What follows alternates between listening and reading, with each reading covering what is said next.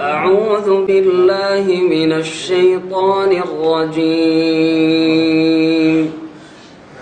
أفرأيت الذي كفر بآياتنا وقال لأوتين مالا وولدا أطلع الغيب أم اتخذ عند الرحمن عهدا كلا سنكتب ما يقول ونمد له من العذاب مدا ونرثه ما يقول ويأتينا فردا واتخذوا من دون الله آلهة ليكونوا لهم عزا كلا سيكفرون بعبادتهم ويكونون عليهم ضدا كلا سيكفرون بعبادتهم ويكونون عليهم ضدا ألم تر أنا أرسلنا الشياطين على الكافرين تؤزهم أزا فلا تعجل عليهم إنما نعد لهم عدا يوم نحشر المتقين إلى الرحمن وفدا ونسوق المجرمين إلى جهنم وردا لا يملكون الشفاعة إلا من اتخذ عند الرحمن عهدا وقالوا اتخذ الرحمن ولدا لقد جئتم شيئا إدا تكاد السماوات يتفطرن منه وتنشق الأرض وتخر الجبال هدا أن دعوا للرحمن ولدا وما ينبغي للرحمن أن يتخذ ولدا إن كل من في السماوات والأرض إلا آتي الرحمن عبدا لقد أحصاهم وعدهم عدا وكلهم آتيه يوم القيامة فردا إن الذين آمنوا وعملوا الصالحات سيجعل لهم الرحمن ودا فإنما يسرناه بلسانك لتبشر به المتقين وتنذر به قوما لدا وكم أهلكنا قبلهم من قرن هل تحس منهم من أحد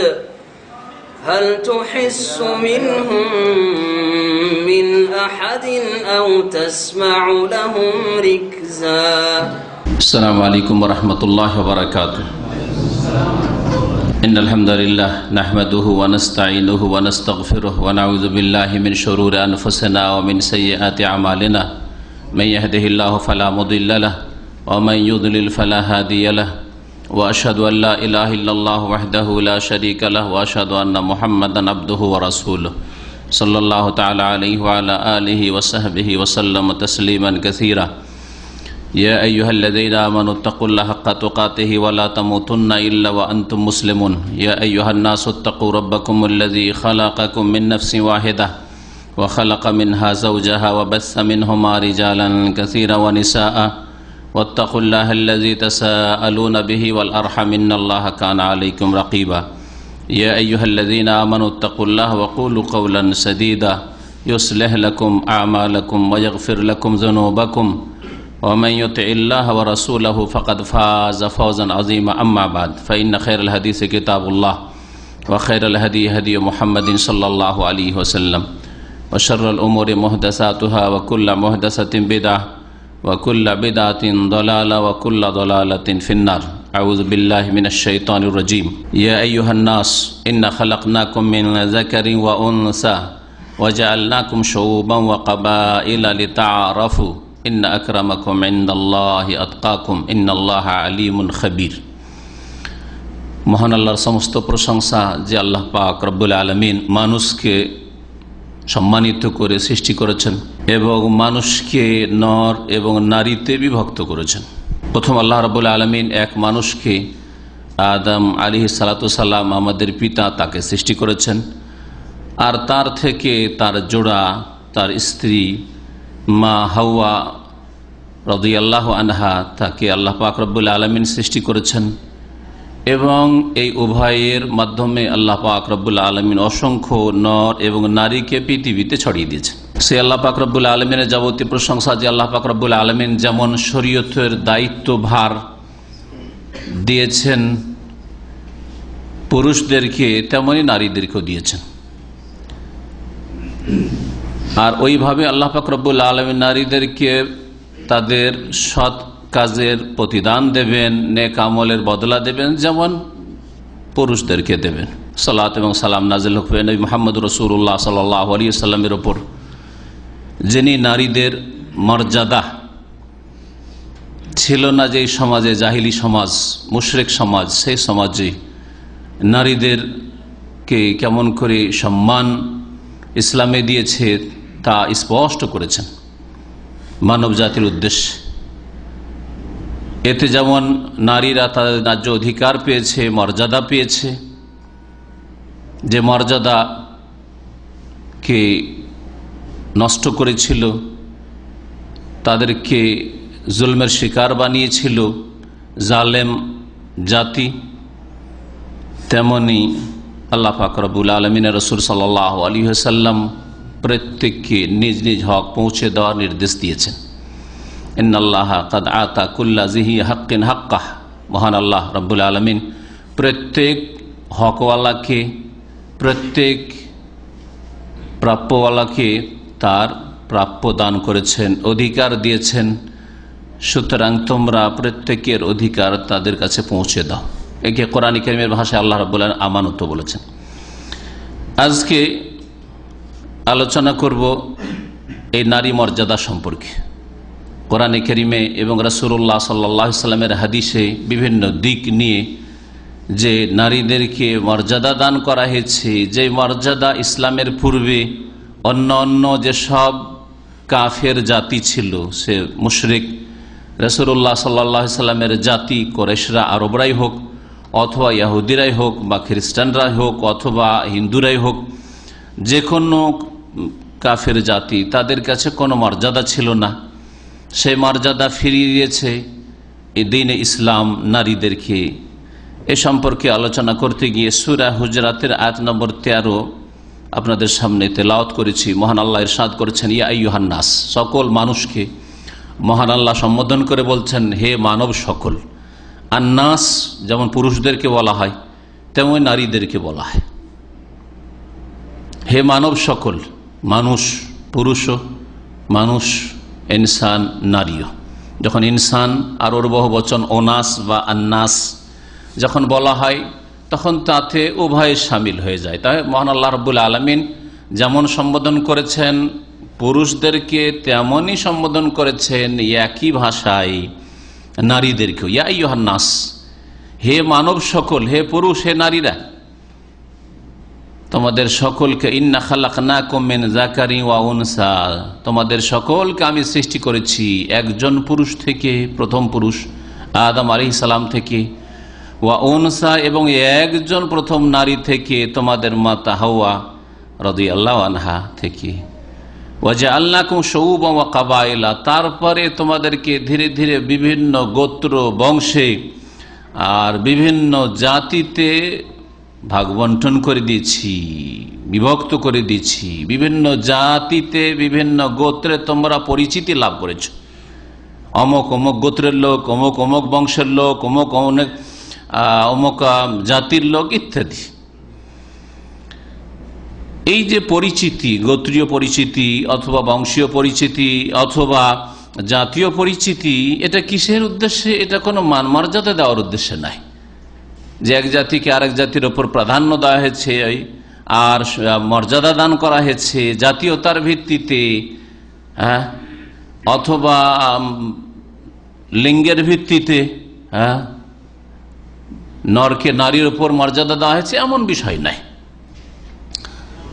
কি জন্য এই ভাগ আল্লাহ পাক করেছেন বিভিন্ন জাতিতে, বিভিন্ন বংশগোত্রে, লিতাআরাফু, যাতে করে তোমরা পরস্পরকে চিনতে পারো, যাতে তোমরা পরিচিতি লাভ করতে পারো, একজন অপরজনকে চিনতে পারো যে এরা আমার বংশের লোক, এরা আমার গোত্রের লোক, এরা এই ভাষাভাষীর লোক, এরা এই জাতির লোক ইত্যাদি। এইভাবে চেনার জন্য শুধু আল্লাহ রাব্বুল আলামিন, এছাড়া কোনো উদ্দেশ্য বলেননি। লিতাফাখারু, অহংকারের জন্য, হ্যাঁ, গোত্রের ভিত্তিতে, বংশের ভিত্তিতে, বংশমর্যাদার ভিত্তিতে, অথবা ভাষার ভিত্তিতে, জাতীয়তার ভিত্তিতে, অথবা লিঙ্গের ভিত্তিতে, যে পুরুষ নারীর উপর শ্রেষ্ঠত্ব প্রকাশ করবে, এই জন্য নয়। কারণ আল্লাহ রাব্বুল আলামিনের কাছে মর্যাদা সম্পন্নকে ইন্না আকরামাকুম ইনদাল্লাহি আতকাকুম, নিঃসন্দেহে তোমাদের মধ্যে সবচেয়ে বেশি সম্মানীয়। কারামা মানে সম্মান, তো নারীদের মর্যাদা সম্মান, মর্যাদাকে কারামা বলা হবে। ইন্না আকরামাকুম, সবচেয়ে বেশি সম্মানের অধিকারী তোমাদের মধ্যে, হে পুরুষ হে নারী, তোমাদের মধ্যে ওরাই যারা আতকাকুম, তোমাদের মধ্যে সবচেয়ে বেশি আল্লাহকে ভয় করে। যে যত বেশি আল্লাহকে ভয় করে সে তত বেশি সম্মানিত। তাহলে প্রত্যেকে মনে রাখবেন, আপনি মনে রাখবেন, আমাকেও মনে রাখতে হবে, সকলকে মনে রাখতে হবে, প্রত্যেক মুসলিমকে মনে রাখতে হবে। কারণ মুসলিম ওহীতে বিশ্বাসী, কোরআন এবং হাদিসে বিশ্বাসী, আল্লাহ প্রদত্ত বিধানে বিশ্বাসী। আর অমুসলিমদের কি বলবো, তারাও যেন এই কথা বিশ্বাস করে নিশ্চিত, কারণ তাদেরও সৃষ্টিকর্তা আল্লাহ রাব্বুল আলামিন, তারা মানুক আর নাই মানুক, তাদের প্রকৃতি মানতে বাধ্য। সম্মানিত কে? যে যত বেশি আল্লাহ ভীরু, যে যত বেশি আল্লাহর ভয়ের ভিত্তিতে গুনাহ থেকে বেঁচে থাকে। তাকওয়া মানে বেঁচে থাকা, গুনাহ থেকে বাঁচে, অন্যায় থেকে বাঁচে, অপরাধ থেকে বাঁচে। কিসের ভিত্তিতে? তাকওয়া আল্লাহ, যেন আল্লাহর ভয়ের ভিত্তিতে, সমাজের ভয়ে নয়, মান সম্মান নষ্ট হবে সেই ভয়ে নয়। দুনিয়ার ব্যবসা বাণিজ্য চলছে, দেশে এলাকায় যদি বদনাম হয়ে যায় তাহলে আমার দোকানে কেউ আসবে না, কাস্টমার হাত ছাড়া হয়ে যাবে, এই জন্য নয়। অনেকে ভালো চরিত্র দেখায় কিসের জন্য? ব্যবসার খাতিরে, পরিবারের খাতিরে, সমাজের খাতিরে, রাজনৈতিক উদ্দেশ্যে। ভোটগুলি হাত থেকে ছুটে যাবে, ভোট দেবে না লোকে, সেই জন্য দেশে একটু ভালো চরিত্র দেখায়, আচার আচরণ ভালো করে, এগুলো দুনিয়ার গরজ না। আল্লাহ রাব্বুল আলামিনের কাছে সম্মানিত যে যত বেশি আল্লাহর ভয়ে গুনাহ থেকে বেঁচে থাকে, আল্লাহর ভয়ে যে যত বেশি পাপ মুক্ত জীবন যাপন করে, সে তত বেশি আল্লাহর কাছে সম্মানিত। যে কথাটি বলছিলাম, তাহলে আমাকে, আপনাকে, সকলকে, মুসলিমকে অমুসলিমকে মনে রাখতে হবে ভালো করে, আর বিশ্বাস করতে হবে যে আপনার চাইতে বেশি আপনার স্ত্রী যদি আল্লাহকে ভয় করে, আপনার চাইতে বেশি আল্লাহকে ভয় করে, আপনার চাইতে বেশি আপনার স্ত্রী যদি গুনাহ থেকে বেঁচে থাকে, পাপমুক্ত জীবনযাপন করে, আপনার মা, আপনার বোন, আপনার খালা, আপনার ফুফু, আপনার গোত্রের বংশের আত্মীয়দের মহিলারা যদি আপনার চাইতে বেশি গুনাহমুক্ত জীবনযাপন করতে পারে, আল্লাহ ভীরুতা প্রমাণ করে দিতে পারে, তাকওয়া প্রমাণ করে দিতে পারে, তাহলে তারা, আপনার স্ত্রী, আপনার বোনেরা, যাদেরকে দুর্বল মনে করছেন, যাদেরকে অধীনস্থ মনে করছেন, আপনি নিজেকে খুব স্ট্রং মনে করছেন, শক্তিশালী মনে করছেন, তারা আপনার চাইতে, আমার চাইতে শ্রেষ্ঠ আল্লাহ পাক রব্বুল কাছে, আমার চাইতে আপনার চাইতে বেশি সম্মান পাওয়ার অধিকারী। আকরামাকুম, বেশি সম্মান পাওয়ার অধিকারী। দুনিয়া তো আল্লাহর কাছে মর্যাদা সম্পন্ন, আর আখিরাতে স্পষ্টভাবে প্রমাণিত হবে যে আল্লাহর ভয় ছিল, আল্লাহর ভয়ের ভিত্তিতে, তাকওয়ার ভিত্তিতে গুনাহ থেকে বেঁচেছে, গুনাহমুক্ত জীবনযাপন যেহেতু করেছে, সেই জন্য সেখানে মর্যাদা নির্ধারিত হবে, হ্যাঁ, সেখানে সম্মান দেওয়া হবে। এর ভিত্তিতে, তাকওয়ার ভিত্তিতে, আল্লাহ ভীরুতার ভিত্তিতে, গুনাহ থেকে বেঁচে থাকার ভিত্তিতে। অনেক সময় দেখা যাবে যে স্বামী যাচ্ছে জাহান্নামে, দীর্ঘকালের জন্য, চিরকালের জন্য বা কিছু কালের জন্য। হ্যাঁ, স্বামী লাঞ্ছিত অপদস্থ হচ্ছে হাসরের মাঠে অসংখ্য মানুষের সামনে, আর স্ত্রী মাশাআল্লাহ বিনা হিসাবে জান্নাতে যাচ্ছে। হবে না? হবে না? হবে, কারণ ইন্না আকরামাকুম ইনদাল্লাহি আতকাকুম। এখানে নারী মর্যাদা এতটা বুঝে নয় যথেষ্ট নারী মর্যাদার জন্য যে আল্লাহ রাব্বুল আলামিনের নজরে পুরুষদের কোনো বৈশিষ্ট্য নেই যার ভিত্তিতে তাদেরকে মর্যাদা দেওয়া হয়েছে। তবে একটা পরিবার, স্বামী স্ত্রী একটা পরিবার গঠন হয়, আর তারপরে তখন ছেলে মেয়েরা হয়, এদিকে একটা পরিবার বলা হয়। হ্যাঁ, আহল কোরআনের ভাষায় একটা পরিবারের একজনকে নেতৃত্ব দিতে হবে, একজনকে নেতৃত্ব দিতে হবে। এখানে স্ত্রীকে, আপনার স্ত্রীকে নেতৃত্ব দেবেন না স্বামীর হাতে নেতৃত্বটা থাকবে, নাকি বাপ থাকতে মা থাকতে নেতৃত্ব ছেলেকে দিয়ে দেবেন? এখানে আল্লাহ রাব্বুল আলামিন বলছেন যে আর রিজালু কাওয়ামুন আলান নিসা, ভাই আছে বোন আছে বাপ নাই হয়তো, তাহলে ওইখানে বোনদের ক্ষেত্রে ভাই বোনেরা যে আছেন, কয়েকজন আছেন, তাদের মধ্যে ওই ভাই নেতৃত্ব পাবে ওই বাড়িটা পরিচালনা করার জন্য বিবাহ শাদী ইত্যাদির ক্ষেত্রে, নাকি ওখানে পারিবারিক ক্ষেত্রে সিদ্ধান্ত নেওয়ার ক্ষেত্রে বোন প্রাধান্য পাবে, বোনের নেতৃত্বে চলবে? আল্লাহ বলছেন আর রিজালু কাওয়ামুন আলান নিসা। কারণ আল্লাহ যিনি সৃষ্টি করেছেন পুরুষকে, পুরুষের প্রকৃতি জানেন যে পুরুষের মধ্যে কি যোগ্যতা রয়েছে সৃষ্টিগত, আর যে আল্লাহ রাব্বুল আলামিন নারীদেরকে সৃষ্টি করেন তিনি জানেন যে নারীদের মধ্যে কোন কোন যোগ্যতাগুলি রয়েছে। ধৈর্য ধারণ করা, বরদাস্ত করা, তারপরে তাদের যেই কাজগুলি তাদের বাড়ির মধ্যে, সেই কাজগুলি যত সুন্দরভাবে নারীরা করতে পারে পুরুষরা করতে পারবে না, আর পুরুষরা বাইরের কাজগুলি যত সুন্দর করে করতে পারে মহিলারা করতে পারবে না। যার ফলে আল্লাহ রাব্বুল আলামিন ডিউটি ভাগ করে দিয়েছেন, আর দুইজনের একজনকে নেতৃত্ব দিয়েছেন, নর এবং নারী। আল্লাহ বলছেন আর রিজালু কাওয়ামুন, পুরুষ নেতৃত্ব দেবে। আল্লাহ রাব্বুল আলামিনের কাছে বদলার ক্ষেত্রে ওই রকমই সূরা নাহলের আয়াত নম্বর 97 তো রয়েছে, মান আমিলা সালিহাম মিন যাকারিন আও উনসা। আল্লাহ রাব্বুল আলামিন বলছেন যে কেউ যদি ভালো কাজ করে, সে মিন যাকারিন আও উনসা, সে পুরুষ হোক অথবা নারী হোক, আল্লাহ রাব্বুল আলামিনের নজরে সমান পুরুষ হোক আর নারী হোক, ওয়াহুয়া মুমিন, কিন্তু ঈমানের অবস্থায় হইতে হবে, শিরক মুক্ত হইতে হবে, মুনাফিকি মুক্ত হইতে হবে, কুফর ঈমান ভঙ্গকারী বিষয় থেকে মুক্ত হইতে হবে।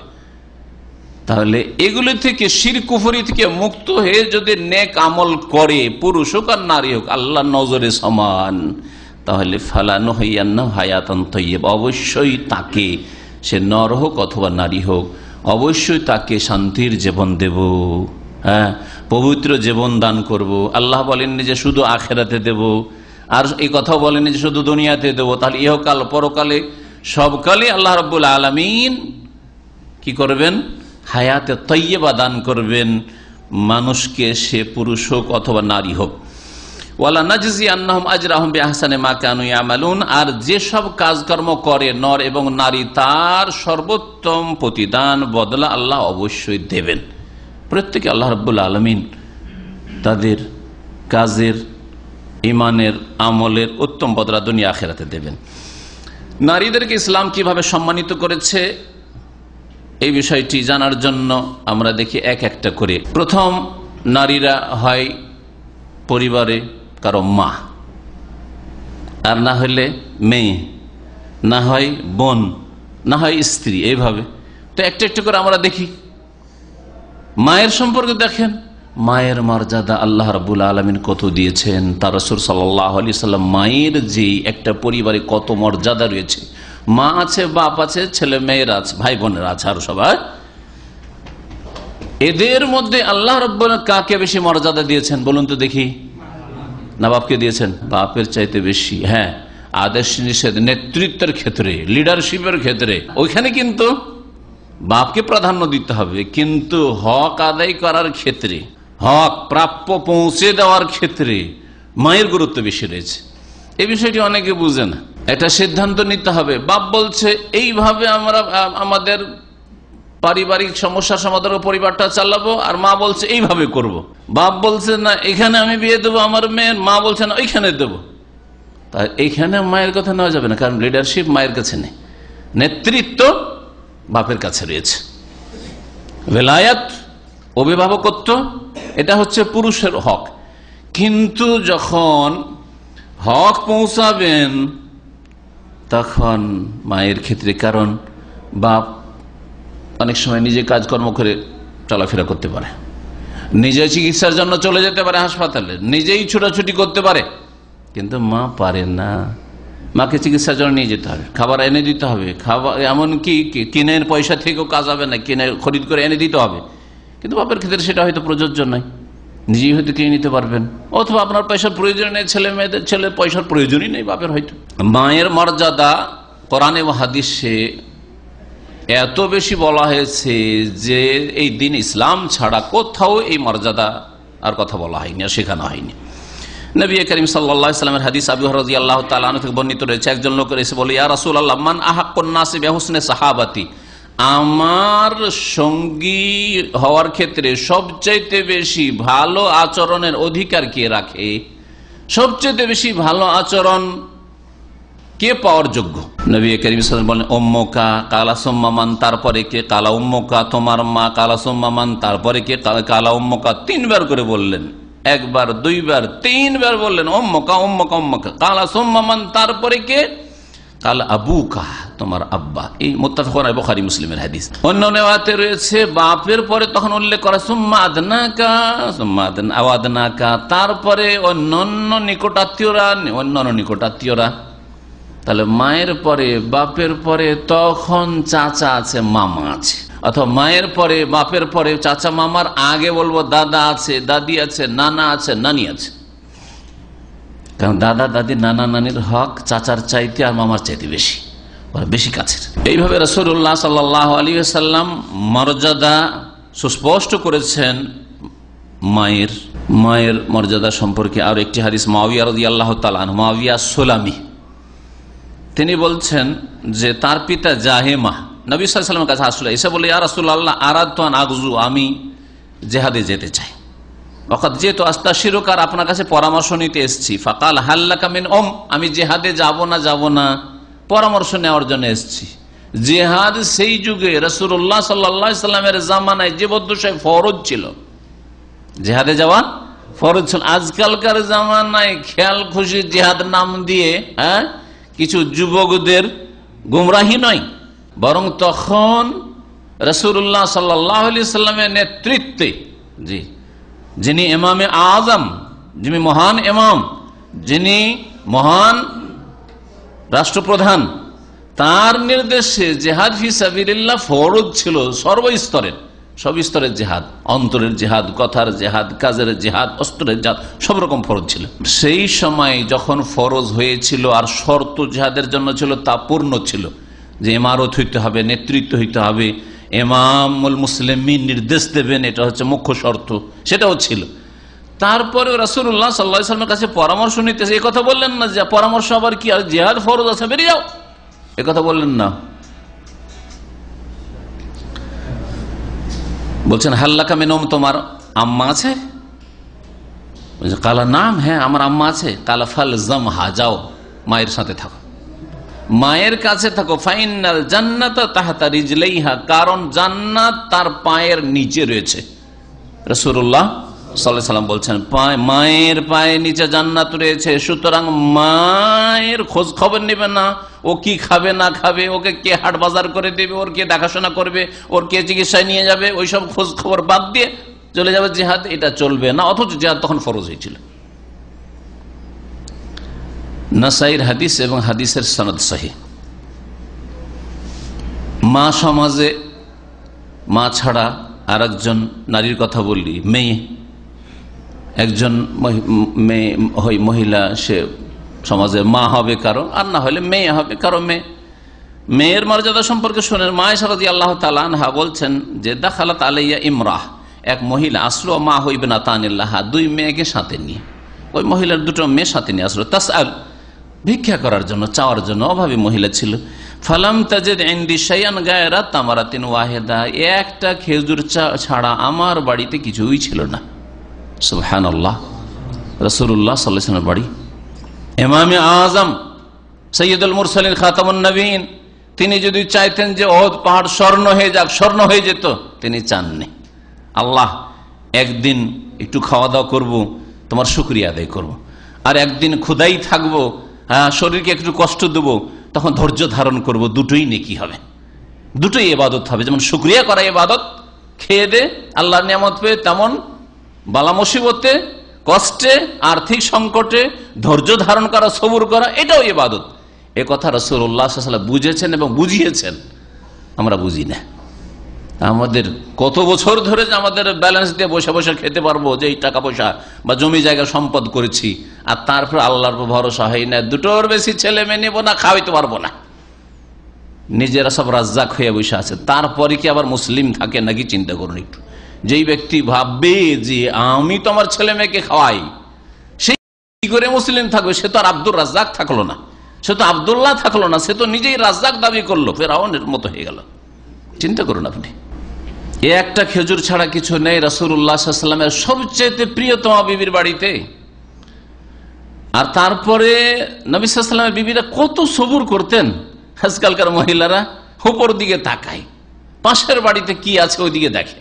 যেসব মহিলাদের সাথে দেখা সাক্ষাৎ হয়, ওদের কত জোড়া কাপড় চোপড় আছে, আর ওদের কাপড়ের কোয়ালিটি কেমন, ওরা ওই দেশের কাপড় পরে, ওরা এই পরে সেই পরে, ওরা এত টাকা, 250 টাকা 300 টাকা দিয়ে এই কাপড় খরিদ করলো, এই করলো, 3 পিস কিনলো, 2 পিস কিনলো, এই শাড়ি কিনলো। 250-300 টাকা না, এটা রিয়াল বলছে, আবার 300 টাকা। আজকাল 250-300 টাকার কাপড়ও হয় না, আর যদি 1000 টাকারও কাপড় দেন তবু মন উঠবে না আজকাল মহিলাদের, ঠিক কিনা? বাংলাদেশি টাকা। এখানে টাকা বলতে যেহেতু সৌদি আরব আমার বক্তব্য হচ্ছে সবসময় রিয়াল, যদিও টাকা অনিচ্ছাকৃত বলছি, কিন্তু উদ্দেশ্য রিয়াল। 300-400 রিয়াল দিয়ে অমুক মহিলা পরে, অমুক বোন পরে, তুমি আমাকে 100 টাকার কিনে দাও না, অভিযোগ। অথচ রাসূলুল্লাহ সাল্লাল্লাহু আলাইহি ওয়াসাল্লাম, সুবহানাল্লাহ, চিন্তা করুন, দুনিয়া আখিরাত আল্লাহ পাক কত মর্যাদা তাকে দিয়েছেন।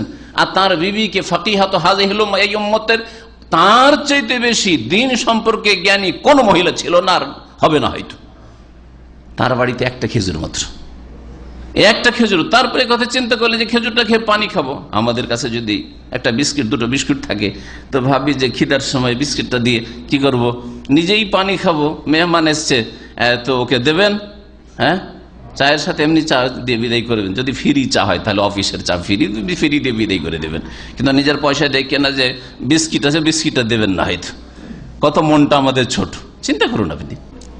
কিন্তু নবী করিম সাল্লাল্লাহু আলাইহি ওয়াসাল্লামের বিবি আয়েশা রাদিয়াল্লাহু তাআলা আনহা, ফাআতাইতুহা ইয়া, ওই একটা খেজুর দিয়ে দিলেন। এটা হচ্ছে নিজের উপর অন্যকে ইসার করা, প্রাধান্য দেওয়া। ওয়ায়ুসিরুনা আলা আনফুসিহিম ওয়ালাউ কানা বিহিম খাসাসা, এই প্রশংসা আল্লাহ সূরা হাশরে করেছেন, আনসারদের প্রশংসা করেছেন। রাসূলুল্লাহ সাল্লাল্লাহু আলাইহি ওয়াসাল্লামের সাহাবায়ে কেরাম, সাহাবিয়াদের প্রশংসা করেছেন।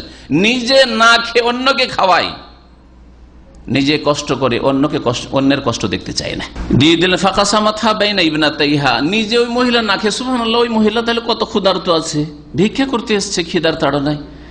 একটা খেজুর নিজে না খেয়ে খেজুরটাকে আধা আধি করে ভেঙে অর্ধেকটা এক মেয়েকে, আর অর্ধেক আর বলাম তাকুল মিনহা, নিজে ওই মহিলা কিছুই খেলো না। সুম্মা কামাত ফাখারাজা, তারপরে ও মহিলা বেরিয়ে চলে গেল। নবী করিম সাল্লাল্লাহু আলাইহি ওয়াসাল্লাম তারপরে বাড়িতে ঢুকলেন। ফাদাখালান নবী সাল্লাল্লাহু আলাইহি ওয়াসাল্লাম আলাইনা, আমাদের ঘরে। ফাআখবারতুহু, ঘটনাটি বললাম যে একটা খেজুর ছিল, তাও আমি নিজে না খেয়ে মহিলাকে দিলাম, তো মহিলা না খেয়ে 2 মেয়েকে ভাগ করে দিয়ে দিলাম। ফাকাল রাসূলুল্লাহ সাল্লাল্লাহু আলাইহি ওয়াসাল্লাম, মানবতুলিয়া মিন হাযিহিল বানাতি বিশাইইন, কেউ যদি মেয়েদেরকে দিয়ে পরীক্ষিত হয় আল্লাহর তরফ থেকে, অর্থাৎ মেয়ে দিয়ে আল্লাহ রাব্বুল আলামিন যদি কোন মানুষকে, তার ঘরে মেয়ে দিয়েছেন, 1 মেয়ে 2 মেয়ে 3 মেয়ে, হ্যাঁ দিয়েছেন, দিয়ে যদি আল্লাহ পরীক্ষা করেন, তাহলে কারো ঘরে মেয়ে আসা আল্লাহর পরীক্ষা, মনে রাখবেন ভালো করে। মন যদি অসন্তুষ্ট হয় যে শুধু মেয়ে কেন হচ্ছে, পরীক্ষায় ফেল, মেয়ে হলে এত সুন্দর আকিকা হয়তো দিতেন না, কিন্তু ছেলের জন্য কি খুশির সাথে আকিকা। আমি বলছি না যে আজকের ভাই যে আকিকা দিয়েছেন ওনার সম্পর্কে বলছি না, আবার কিছু না ভেবে বসে। আমার কথা সাধারণ কথা, সবার জন্য, যারা এখানে শুনছে তাদের জন্য, যারা অনলাইনে শুনছে তাদের জন্য, যারা আগামীতে ইন্টারনেটে শুনবেন অথবা আমাদের সিডিতে শুনবেন, তাদের সকলের জন্য বলছি। সকল বাংলা ভাষী যারা এই ভাষা বুঝেন তাদের জন্য বলছি। যদি এইরকম চিন্তাধারা থাকে যে ঘরে যদি ছেলে হয় তাহলে তার জন্য ধুমধাম করে দাওয়াত দাও, আর যদি মেয়ে সন্তান হয় তো জানাবেন না কাউকে, জানাইতেই লজ্জা লাগে। নাউজুবিল্লাহ, তো কাফের জাহিলিয়াতের চরিত্র। আর কি তো আকিকা তো খাওয়াবেন না লোকজনকে, হ্যাঁ? ছেলে হইলে আকিকা তো করবেন, মিষ্টিও ঘরে ঘরে মিষ্টিও পৌঁছে দিয়ে আসছেন। যদি এরকম থাকে তো ফেল পরীক্ষায়। জি, যদি আল্লাহ রাব্বুল আলামিন কোন ব্যক্তিকে মেয়ে দিয়ে পরীক্ষা করেন, ফাআহসানা ইলাইহিন্না, মেয়ে জন্মিল শুধু ছেড়ে দিলে না, শিখবি শিখ, না শিখবি না শিখ, বিড়ি বাঁধা ধরিয়ে দিল। আমাদের এলাকায় আছে, আমাদের এলাকায় বিড়ি বাঁধা বাড়ি আমাদের বাড়ি ছাড়া নেই, আপনাদেরকে বলছি। আর আমার শ্বশুর এলাকায় যখন আজকে থেকে 27-28 বছর আগে আমার বিয়ে হইল, দেখলাম যে ওদের বাড়ি ছাড়া গোটা অঞ্চলে বিড়ি ছাড়া কোনো বাড়ি নেই। সবাই জানে যে একটা বাড়িতে শুধু বিড়ি হয় না, বাঁধা হয় না, না হলে মহিলা পুরুষ সব বিড়ি বাঁধে। মহিলারা বিড়ি বাঁধে আর পুরুষরা বসে বসে খায়। ওদের বিড়ি বাঁধা পয়সা শুধু সন্ধ্যাবেলা বিড়িটা কারখানায় দিয়ে আসে, এটা হলো পুরুষদের কাজ। আর একটু হাট বাজার করে নিয়ে আসে। এত অকেজো পুরুষ, কাপুরুষ এগুলি, নারীদের ইনকাম খায়। আর তারপরে হারাম উপার্জন, এই তামাক জাতীয় বিড়ি হোক আর জর্দা হোক আর গুল হোক আর যাই হোক, সবগুলি হারাম, মনে রাখবেন, হারাম রিজিক। বলছিলাম যে নবী করিম সাল্লাল্লাহু আলাইহি ওয়াসাল্লাম বলছেন যে কি করতে, ফাআহসানা ইলাইহিন্না, ভালো আচরণ করবে মেয়েদের সাথে। আজকাল অনেক বাপ মা মেয়েদের সাথে ভালো আচরণ করেন না। খাওয়া দাওয়ার ক্ষেত্রে দেখে যে একটু গোশত কম আছে বা মাছ কম আছে, ছেলেগুলো থালায় তুলে দেয়, মেয়েদেরকে দেয় না। মেয়েদের খাবারে কম করে বা কাপড় চোপড়ে কম করে, লেখাপড়ার ক্ষেত্রে গুরুত্ব দেয় না, হয়তো ছেলেদের ক্ষেত্রে গুরুত্ব দেয়। জবাব দিতে হবে, ভালো আচরণ করবেন আপনি, বৈষম্য আচরণ যেন না থাকে। জি, দুই নজর যেন আপনার না থাকে। আদর স্নেহের ক্ষেত্রে ছেলেকে খুব আদর করেন, মেয়েকে আদর করেন না। অসুস্থ হয়েছে ছেলে, একটু অসুস্থ হলেই ছুটে যান হাসপাতালে চিকিৎসার জন্য, আর মেয়ে অসুস্থ হলে এমনিতেই ভালো হয়ে যাবে। আল্লাহ না করে এইরকম যদি দৃষ্টিভঙ্গি থাকে, পরীক্ষায় ফেল। ভালো করে মনে রাখেন, দিন ইসলাম এইভাবে মেয়েদেরকে মর্যাদা দিয়েছে। একই নজরে দেখতে হবে আপনার মেয়েদের কি। ভালো আচরণ যদি করেন মেয়েদের সাথে, কুন্না লাহু সিতরা মিনান নার, তাহলে এই মেয়েরাই জাহান্নামের সামনে গিয়ে আর সৃষ্টি করে দেবে, মা বাপকে জাহান্নামে যেতে দেবে না। এটা মেয়েদের ফজিলতের ক্ষেত্রে, নারীদের মর্যাদার ক্ষেত্রে যদি মেয়েকে মানুষ করেন, ধৈর্য ধারণ করেন, তাদেরকে আদর স্নেহ করেন, তাদেরকে অসহায় ছেড়ে না দেন, তাদেরকে পর্দার মধ্যে রাখেন, তাদের দিন শিখান, দুনিয়ার যেসব শিক্ষা তাদের উপযোগী পর্দার মধ্যে থেকে শিখতে পারি, বা এমন জায়গায় শিখে যেখানে ফিতনায় লিপ্ত না হয়, এইরকম পরিবেশ যদি থাকে, তাহলে শিক্ষাতে ইসলামের ক্ষেত্রে বাধা নেই। গত একটা আলোচনা যেটাতে বলেছি নারীদের অধিকার, একটা অধিকারের কথা উল্লেখ করা হয়নি, বলে দিচ্ছি আজকে। নারীদের শিক্ষার অধিকার আছে, কিন্তু শিক্ষাঙ্গন তাদের উপযোগী হইতে হবে, তাদের জন্য পৃথক শিক্ষাঙ্গনের ব্যবস্থা হইতে হবে। কলেজ, ইউনিভার্সিটি, মেডিকেল কলেজ, যা তাদের লেখাপড়া প্রয়োজন হয়, পড়ায় অসুবিধা নেই, কিন্তু আলাদা ব্যবস্থা হইতে হবে।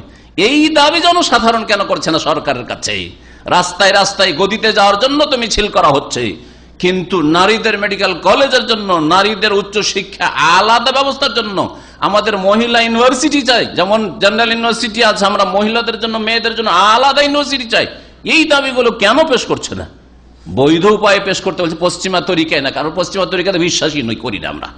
বাতিল তরিকায় মিছিল করে যদি আপনি মহিলাদের জন্য ইউনিভার্সিটি চান, সেই ক্ষেত্রে মিছিল করা তরিকা ইসলামে শিখায়নি। রাস্তাঘাটে বেরিয়ে যাবেন, ভাঙচুর করবেন, ইনকালাব জিন্দাবাদ, মহিলাদের ইউনিভার্সিটি দিতে হবে, আগুন লাগাবে, গাড়ি চাকা চলতে দেবো না, এগুলো ইসলাম শিখায়নি। এগুলো ইউরোপিয়ানরা শিখিয়েছে, কাফেররা শিখিয়েছে। মুসলিমদের জন্য সব করা জায়েজ নয়, কোন ক্ষেত্রে জায়েজ না। অধিকার হাসিলের জন্য তরিকা হচ্ছে ইসলামের তরিকা আসতে হবে। আদ-দীনুন নসিহা, পরামর্শ দেবেন, যাদের ওখানে পরামর্শ পৌঁছে দেওয়ার যোগ্যতা রয়েছে। ছোটরা বড়দের কাছে পৌঁছাবেন, আর বড়রা, মাঝারি যারা বড় আছে, তারা সবচেয়ে বড় যারা নেতৃত্ব রয়েছে, তাদের কাছে এই কথাগুলি, দাবিগুলি পৌঁছে দেবে শরীয়ত ইসলামিক তরিকাতে, যে আমাদের প্রয়োজন দেশে মেডিকেল ইউনিভার্সিটির, মহিলাদের জন্য মেডিকেল কলেজের এই রকমের শিক্ষার, মেয়েদের জন্য পৃথক ব্যবস্থা, পৃথক হোস্টেলের, ইত্যাদি ইত্যাদি। জি হ্যাঁ, আল্লাহ রাব্বুল আলামিন এই দিন ইসলাম সর্বস্তরের মুসলিমদেরকে বুঝার যেন তৌফিক দান করেন, সরকারকেও বুঝার তৌফিক দান করেন, জনগণকেও বুঝার তৌফিক দান করেন। আর আল্লাহ রাব্বুল আলামিন কাফেরদের রাস্তা থেকে মুসলিমদেরকে যেন ফিরিয়ে নিয়ে আসেন। আনাস বিন মালিক রাদিয়াল্লাহু তাআলা আনহু থেকে বর্ণিত যে হাদিসটি বললাম, কুন্না লাহু সিতরা মিনান, বুখারী মুসলিমের হাদিস। আনাস বিন মালিক রাদিয়াল্লাহু তাআলা আনহু থেকে বর্ণিত সহিহ মুসলিমে হাদিস রয়েছে, ক্বালা রাসূলুল্লাহ সাল্লাল্লাহু আলাইহি ওয়াসাল্লাম, মান আলা জারিয়াতাইন, কেউ যদি দুটো মেয়েকে মানুষ করে, আপনার ঘরে দুটো মেয়ে জন্মেছে, মেয়ে দুটোকে খুব ভালো করে আদর যত্নে তালিম তরবিয়ত দিয়ে খাওয়া দাওয়া চিকিৎসা যা প্রয়োজন তা দিয়ে আপনি মানুষ করলেন, হাত্তা তাবলুগা, এমনকি সাবালিকা হয়ে গেল। আর সাবালিকা হওয়ার পরে বিয়ে দিয়ে আমানত, যার ঘরে তার নসিবে ছিল ভালো একটা ঘরে, এই ক্ষেত্রে আমানতের খেয়াল রাখবেন। বেনামাজি ভালো ইনকাম করে, তার সাথে মেয়ে বিয়ে দিয়ে বোন বিয়ে দিবেন, কিয়ামতের জবাব দিতে হবে। কিয়ামতের জবাব দিতে হবে। কাফের ঘরে ঠেলে দিচ্ছেন আপনি, যারা কুফরি করে রাত দিন, তাদের ঘরে মেয়েকে ঠেলে একটা নামাজি মেয়েকে পৌঁছে দিচ্ছেন।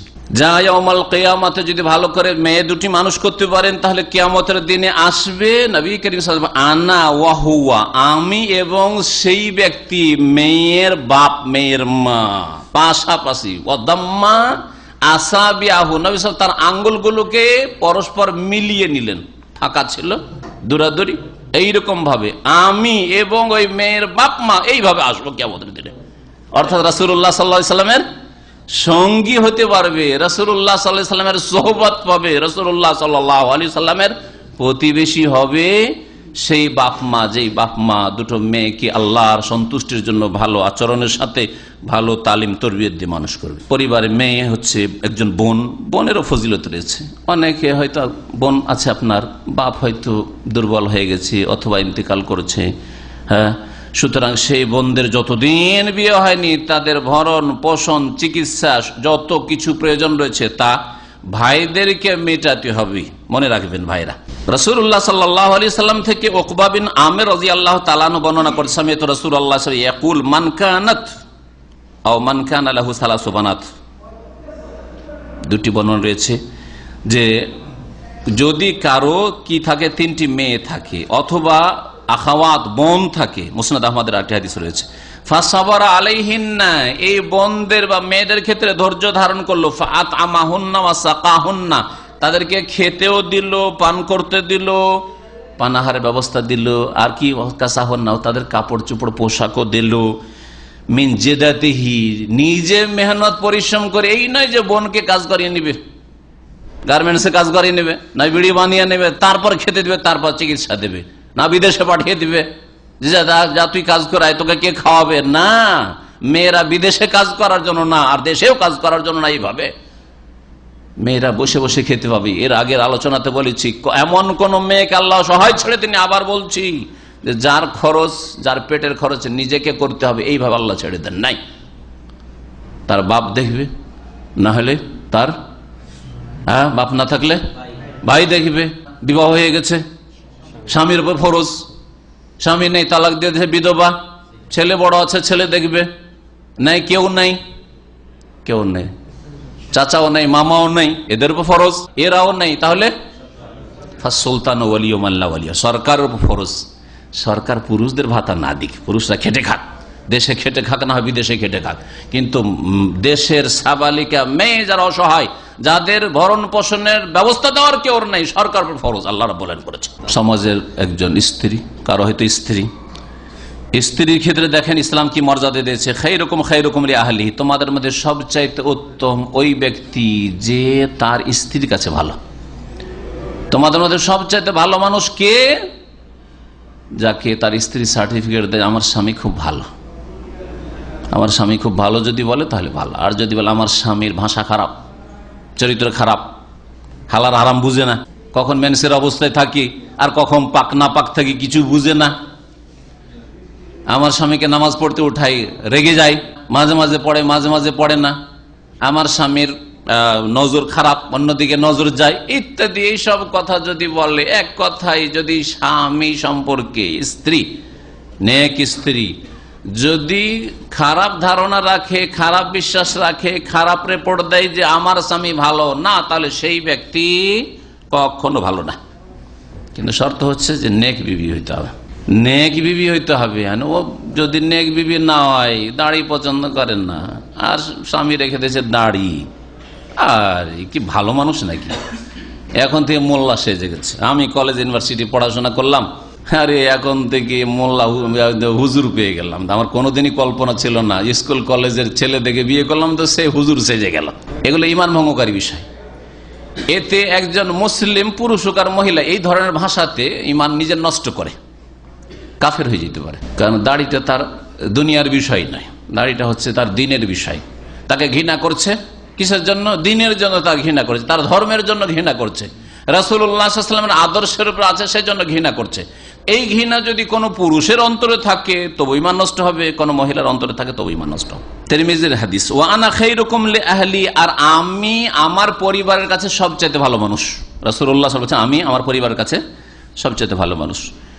মহিলা কারো খালা হয়তো, কারো মা তো কারো খালা, খালারও মর্যাদা রয়েছে। নবী করিম সাল্লাল্লাহু আলাইহি ওয়াসাল্লাম তিরমিজির হাদিস, হাদিস আল খালাতু বিমানজিলাতিল খালার মর্যাদা হচ্ছে মায়ের মতো, খালার মর্যাদা মায়ের মতো। সুতরাং দেশে যখন যাবেন তখন খালার খোঁজ নেবেন, একটু হাদিয়া উপঢৌকন গিফট দিয়ে, অথবা অসুস্থ থাকলে দেখতে যাবেন, খোঁজ খবর নেবেন, অথবা এমনি সুস্থ থাকলেও যদি অভাব থাকে তাহলে সাহায্য সহযোগিতা করবেন। জাকাত শুধু দেবেন না, মাকে তো জাকাত দেবেন না, তাহলে খালা যখন মায়ের মর্যাদা রাখে শুধু জাকাত কেন, নিজের পয়সা করে একটু খরচ করেন। নবী করিম সাল্লাল্লাহু আলাইহি ওয়াসাল্লামের কাছে তিরমিজিতে আরেকটা হাদিস রয়েছে, এক লোক এসে বলে, ইয়া রাসূলুল্লাহ ইন্নী আসাবতু যামবান আযীমান, আমার দ্বারা একটা বড় গুনাহ হয়ে গেছে, ফাহাল লি মিন তওবা, আমার কি তওবা কবুল হবে? কি গুনাহ ছিল বলেননি, এখানে স্পষ্ট নেই। কালা হাল্লাকা মিন উম্মিন, তোমার মা আছে? তাহলে গুনহার তওবার জন্য শুধু মুখে মন্ত্র পড়া যথেষ্ট নাই, অর্থ বুঝে আস্তাগফিরুল্লাহ পড়বেন, অর্থ বুঝে অন্তর থেকে তওবা, আর এরকম গুনাহ করব না, আর মুখে স্বীকার করবেন আস্তাগফিরুল্লাহ ওয়া আতুবু ইলাইহি, আস্তাগফিরুল্লাহ বলে, আর তার সাথে সাথে কাজটাও তার অনুকূলে হবে, যে আমি ফিরে গেছি, এখন ভুল রাস্তা থেকে ফিরে গেছি, ফিরে যেতে হবে। আর তার সাথে সাথে বেশি বেশি নেকির কাজ করতে হবে, ভালো কাজ করতে হবে। নবী সাল্লাল্লাহু আলাইহি ওয়াসাল্লাম এই কথা বললেন না যে তুমি তওবা ইস্তিগফার পড়ো, আর এটাও করলেন না যেটা আমাদের দেশে বেদাতি মোল্লার পীরেরা করে, তওবা পড়ায়, তওবা ইস্তিগফার পড়ায়, মুরিদরা আগে কি করে, তওবা ইস্তিগফার করে। এটা করলেন না রাসূলুল্লাহ সাল্লাল্লাহু আলাইহি ওয়াসাল্লাম, বলছেন বড় গুনাহ করেছে। নবী সাল্লাল্লাহু আলাইহি ওয়াসাল্লাম বললেন এক কাজ করো, তোমার মা আছে? বলছে লা। কালা হাল্লাকা মিন খালাতিন, তোমার খালা আছে? খালা নাম, খালা ফাবিররাহা, তাহলে তোমার খালার সাথে সদ্ব্যবহার করো, খালার খোঁজ খবর নাও, খালার যদি আর্থিক সংকট থাকে তাহলে সহযোগিতা করো, খালার যেসব প্রয়োজন রয়েছে সেসব প্রয়োজন মিটায়, হচ্ছে বীর মানে সদ্ব্যবহার করা। সদ্ব্যবহার করা মানে শুধু এমনি কেমন আছেন, ভালো আছেন, এইসব খোঁজ খবর নিলেন, এতটা যথেষ্ট নয়, যতটা প্রয়োজন রয়েছে সেসব প্রয়োজনগুলি মেটানো, এটা হচ্ছে সদ্ব্যবহার অন্তর্ভুক্ত।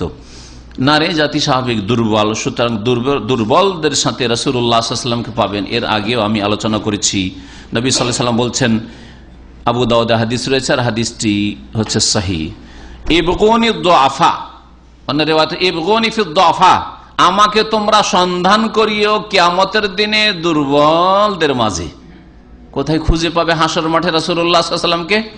বড় বড় সারা পৃথিবীর যে রাষ্ট্রপ্রধানগুলি রয়েছে, আর বড় বড় মন্ত্রীরা রয়েছে, আর বড় বড় যুগে যুগে যে খলিফারা এসছে, তাদের সাথে বসে না, তাদের সাথে খুঁজে পাবেন না রাসূলুল্লাহ সাল্লাল্লাহু আলাইহি ওয়াসাল্লামকে।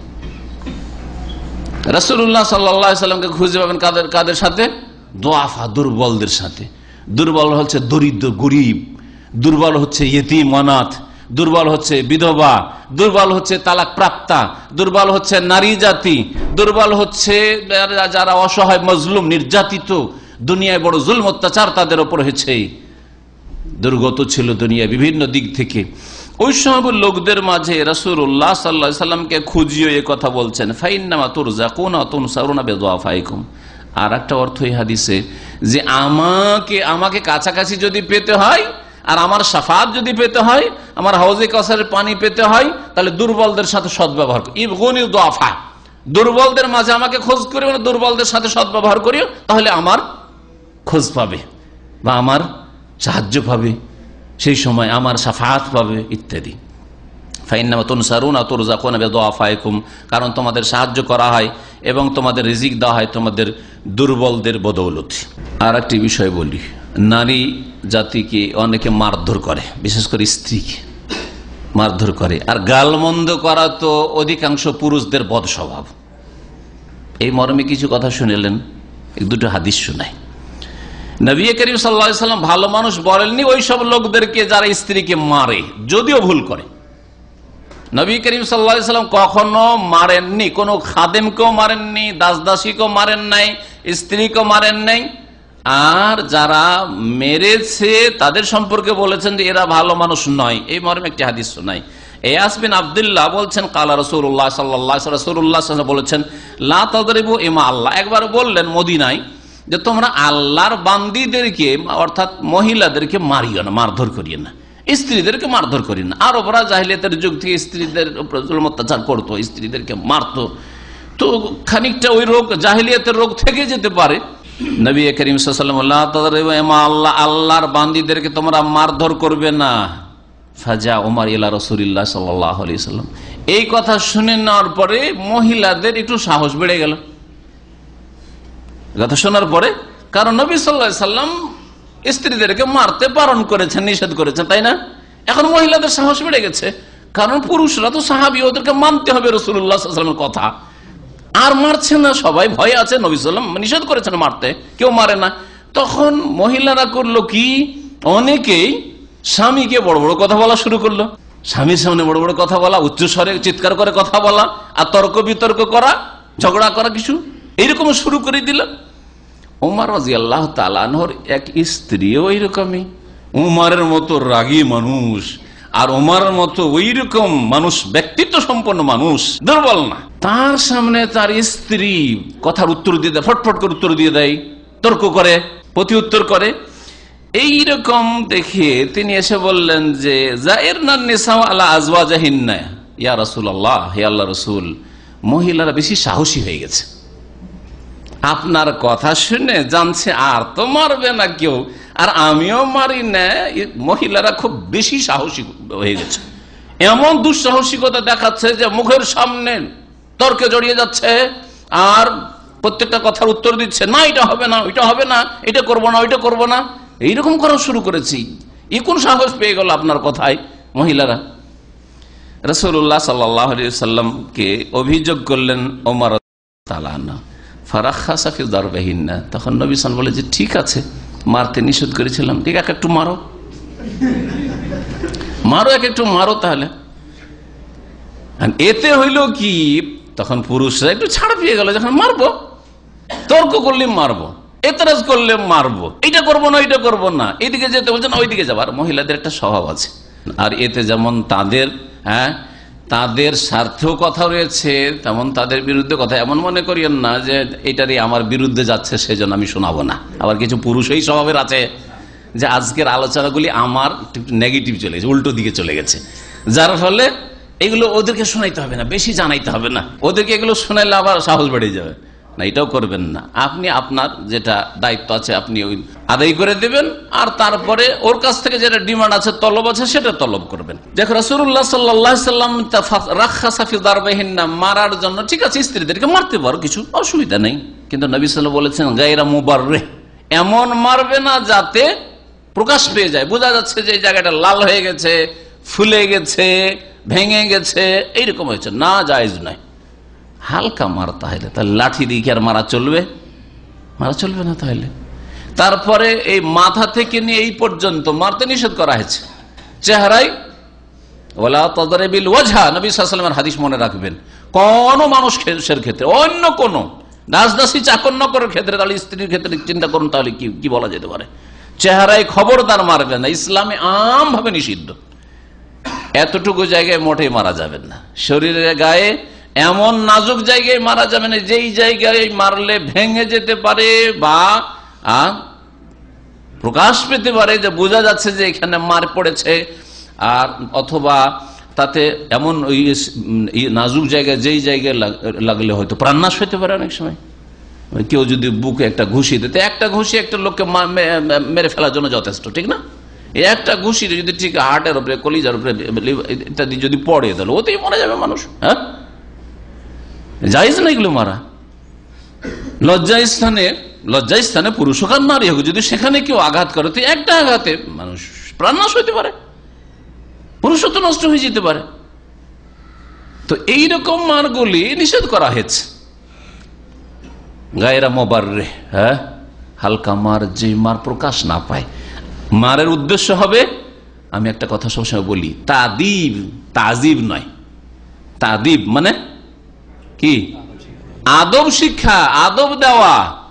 তাজিব মানে হচ্ছে আজাব দেওয়া, শাস্তি দেওয়া। আজাব শাস্তি দেওয়া উদ্দেশ্য না হয় যে আমি শাস্তি দিচ্ছি আমার স্ত্রীকে, হ্যাঁ আমার ছেলেকে আজাব দিচ্ছি, শাস্তি দিচ্ছে না, কখনো না।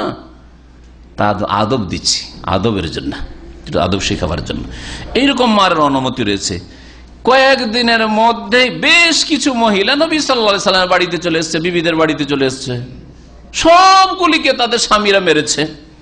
ফাতাফা বিআলি রাসূলুল্লাহ সাল্লাল্লাহু আলাইহি ওয়াসাল্লাম নিসাউন কাসীর, বলছে রাসূলুল্লাহ সাল্লাল্লাহু আলাইহি ওয়াসাল্লামের পরিবারে অর্থাৎ বিবিদের বাড়িতে অনেক মহিলারা মদিনার এসে ভর্তি হয়ে গেছে, অনেক মহিলারা এসছে। কি জন্য? ইয়াশকুন আজওয়াজাহুন্না, সকলের অভিযোগ স্বামীদের বিরুদ্ধে। ওই যুগে স্বামীদের বিরুদ্ধে যদি শিকায়ত হয়, কমপ্লেন হয়, অভিযোগ হয়, তো আজকালকার স্বামীদের বিরুদ্ধে কত অভিযোগ হইতে পারে। তখনকার স্বামীরা জাহিলিয়াতের যুগ থেকে নতুন নতুন কালিমা পড়েছে, তারপরও স্ত্রীকে বলতো না যে তোর বাপের বাড়ি থেকে টাকা নিয়ে আয়, তোর বাপকে বল আমাকে বিদেশ পাঠাবে, তোর বাপ মাকে বল যে আমাকে একটা হোন্ডা দিবে, একটা কার দেবে, না হয় একটা টিভি দেবে, না আমার ঘরটা সাজিয়ে দেবে, ফার্নিচার দিবে, এসব বলতো না। এইরকম কাপুরুষ ছিল না। আরবরা কাফের মুশরিক হইলেও কাপুরুষ ছিল না। আর তারপরে তো কালিমা পড়েছে, নতুন নতুন মুসলিম হইলেও এত কাপুরুষ ছিল না যত কাপুরুষ আজকাল আমাদের ভারত, বাংলাদেশ, পাকিস্তানের মুসলিমরা। এর সাথে সাথে শ্রীলঙ্কা, যৌতুক ছাড়া মেয়ের বিয়ের কল্পনা করা যায় না। ইন্না লিল্লাহি ওয়া ইন্না ইলাইহি রাজিউন। কিভাবে কাফের হিন্দুদের থেকে প্রভাবিত হয়েছে আর বিজাতির হারাম সভ্যতা কবুল করেছে, আর তাদের শান্তির দিনকে তারা ছেড়ে দিয়ে দূরে সরে গেছে, যার ফলে পারিবারিক জীবনে কোনো শান্তি নেই, আর বরকত নেই সেসব বাড়িতে, আর সেসব টাকা পয়সাতে বরকত নেই, হারাম পয়সা নিয়ে আসে। আল্লাহ বলছেন ওয়ান তাবতাগু বিআমওয়ালিকুম, বিয়ে করে নিয়ে আসবে, পয়সা দিয়ে বিয়ে করে নিয়ে এসো, নগদ মোহর দিয়ে বিয়ে করে নিয়ে এসো। আর এরা বলছে যে তোমার মেয়েও নিব, তোমার টাকাও নেব। কোরআনের বিরোধিতা করে, কোরআনের বিরোধিতা করে এই পাপিষ্ট মুসলিমরা। কি করে আল্লাহ রাব্বুল আলামিনের রহমত হবে? কয়েকটা পরিবার নিয়ে একটা সমাজ তৈরি হয়, কয়েকটা সমাজ নিয়ে একটা ডিস্ট্রিক্ট তৈরি, কয়েকটা ডিস্ট্রিক্ট নিয়ে এটা দেশ তৈরি হয়। কি করে শান্তি আসবে দেশে? কি করে শান্তি আসবে সমাজে? কি করে শান্তি হবে পরিবারে, স্বামী স্ত্রী আর ছেলে মেয়েদেরকে নিয়ে? এই জন্য শান্তি নেই। পরের পয়সায় লোভ, নিজে ইনকাম করে খান, আল্লাহ বরকত দেবেন। অনেক মহিলা রাসূলুল্লাহ সাল্লাল্লাহু আলাইহি সাল্লামের বাড়িতে, পরিবারের বাড়িতে মানে বিবিদের বাড়িতে, ইয়াশকুন আজওয়াজাহুন্না, সকলে সে তাদের স্বামীদের বিরুদ্ধে অভিযোগ করলো। এর দ্বারা বোঝা গেল যে প্রয়োজনে স্ত্রী স্বামীর বিরুদ্ধে কমপ্লেন করতে পারবে, বৈধতা আছে, অভিযোগ করতে পারবে। আপনি জুলুম করেই যাচ্ছেন, আর যদি সে তার বাবাকে গিয়ে বলে অথবা আপনার বাবাকে বলে যে এইরকম আমার উপরে জুলুম অত্যাচার করছে, এরকম অন্যায় কাজ করছে, শরীয়তি ক্ষেত্রে হোক অথবা দুনিয়ার ক্ষেত্রে হোক, হকের ক্ষেত্রে হোক, যদি বলে তুই কেন বললি, হ্যাঁ আমাদের কথা লিক আউট কেন করলি, বাইরে কেন যেতে দিলি, এই কথা বলার অধিকার আপনার নাই। রাসূলুল্লাহ সাল্লাল্লাহু আলাইহি সাল্লামের সাহাবী মহিলারা স্বামীদের বিরুদ্ধে অভিযোগ করেছে, কিসের জন্য? যে স্বামীরা মারধর করেছিল। নবী করিম সাল্লাল্লাহু আলাইহি ওয়াসাল্লাম লাকাদ তাফা বিআলি মুহাম্মাদ নিসাউন কাসীর, নবী সাল্লাল্লাহু আলাইহি ওয়াসাল্লাম একটি খুতবা দিলেন, বক্তব্য, আর বললেন দেখো নবী করিম সাল্লাল্লাহু আলাইহি ওয়াসাল্লামের পরিবারের বাড়িতে মানে আমার বিবিদের ঘরে ঘরে অনেক মহিলারা এসেছে, ইয়াশকুন আজওয়াজাহুন্না, তাদের স্বামীদের বিরুদ্ধে কমপ্লেন করার জন্য, অভিযোগ করার জন্য। শুনে রাখো লাইসা উলাইকা বিখিয়ারিকুম, যেই সব লোকেরা স্ত্রীদেরকে মারধর করে তারা তোমাদের মধ্যে কোনো ভালো মানুষ নয়, অথচ তারা সাহাবায়ে কেরাম ছিলেন। তারা কে ছিলেন? সাহাবায়ে কেরাম ছিলেন। তারপরে বলছেন লাইসু বিখিয়ারিকুম, তোমাদের মধ্যে তারা ভালো মানুষ না। লাইসা উলাইকা বিখিয়ারিকুম, এই সব লোকেরা যারা স্ত্রীদেরকে মারে তারা কোনো ভালো মানুষ না।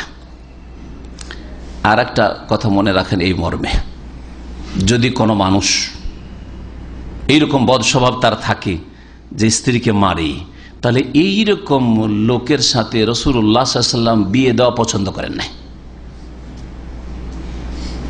বিয়ে দেওয়া পছন্দ করেন। এটা কেমন করে এখন বুঝবেন? একটা বোঝার তরিকা যে অলরেডি এর আগে বিয়ে করেছিল, বিয়ে করার পরে তালাক হয়েছে অথবা তার স্ত্রী মারা গেছে, তাহলে তার একটু খোঁজ খবর নেন যে তার স্ত্রীর সাথে আচরণ কেমন করত। দেখা যায় স্ত্রীকে মারত, সেজন্য তালাক নিয়েছে, অথবা স্ত্রীকে মারধর করতো, স্ত্রীটা খুব সুখে ছিল না, মারা গেছে, আল্লাহ ভালোই, অনেকে বলে যে ভালোই যান, ভালোই আছে, আরাম পেয়েছে। হ্যাঁ, তাহলে এইরকম লোককে মেয়ে রাসূলুল্লাহ সাল্লাল্লাহু আলাইহি ওয়াসাল্লাম দিতে নিষেধ করেছেন। আর ওই যুগে যদি নিষেধ করে থাকেন, তো আজকালকার যুগের লোকেরা কি করে মেয়ে পাওয়ার যোগ্যতা রাখে যদি স্ত্রীদেরকে মারধর করে?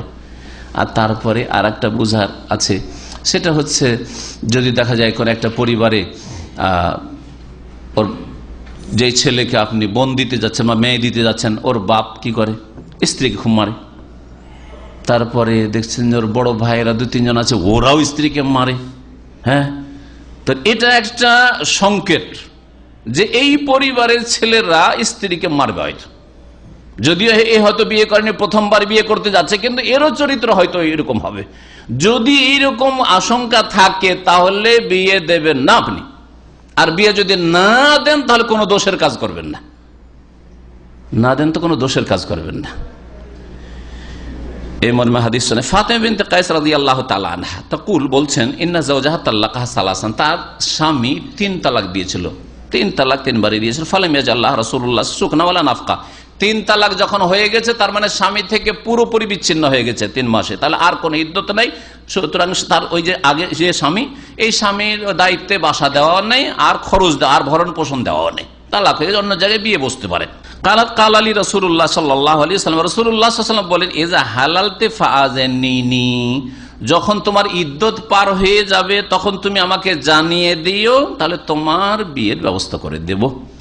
ফাতেমা রাদিয়াল্লাহু তাআলা আনহাকে বললেন, কায়েসের মেয়ে ফাতেমা, ফাআযানতুহু, ফাতেমা বিনতে কায়েস বলছেন যে আমার যখন 3 তালাক হয়ে গেছে আর ইদ্যত পার হয়ে গেছে, তখন রাসূলুল্লাহ সাল্লাল্লাহু আলাইহি ওয়াসাল্লামকে অবগত করলাম যে ইয়া রাসূলুল্লাহ, আমার কিন্তু ইদ্যত পার হয়ে গেছে আগের স্বামী থেকে।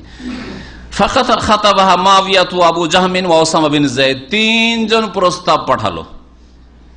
এক মহিলা ফাতেমাকে, তাও তালাক প্রাপ্ত, রাসূলুল্লাহ সাল্লাল্লাহু আলাইহি ওয়াসাল্লাম। আর আজকালকার মুসলিমরা তালাক প্রাপ্ত হলে বয়স 50, তারপরে তালাক প্রাপ্ত বিয়ে করবে না। বুড়া হয়ে গেছে, এখন বাঁচবে আর কয়দিন, যার 40-50 হয়ে গেছে আর বাঁচবেই কতদিন। ওর তো বিয়ে করা উচিত ছিল 25 বছরের মধ্যে। নবী সাল্লাল্লাহু আলাইহি ওয়াসাল্লাম 25-এ করেছে, ঠিক আছে 25-এই করেন, আজকালকার যুগে পড়াশোনার ব্যাপার স্যাপার আছে।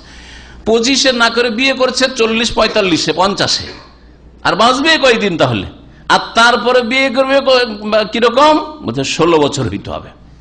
এক ভাই এখানে আছে, ওর ভাই 50-এর উপরে বয়স, 55 বছর বয়স, বিয়ে করবে ওকে দেখাচ্ছে 25-এর গুলো, বলছে 25-এর গুলো করবো না, কোনগুলো 16 বছর মেয়েকে বিয়ে করেছে। বড় অজ্ঞতা এটা, কখনো ভালোবাসা জন্মাবে না এইভাবে, আর কখনো দাম্পত্য জীবনে শান্তি পাবেন না আপনি। সে যতই বলুক ওই স্ত্রী যে আমি তোমাকে ভালোবাসি, আমি তোমাকে ভালোবাসবো, অন্তর থেকে ভালোবাসবে না। এটা হচ্ছে মানুষের স্বভাব। বয়সের এত পার্থক্য থাকলে ভালোবাসা ওই রকম জন্মাই না, যেমনটা স্বামী স্ত্রীর মাঝে হওয়া উচিত ছিল।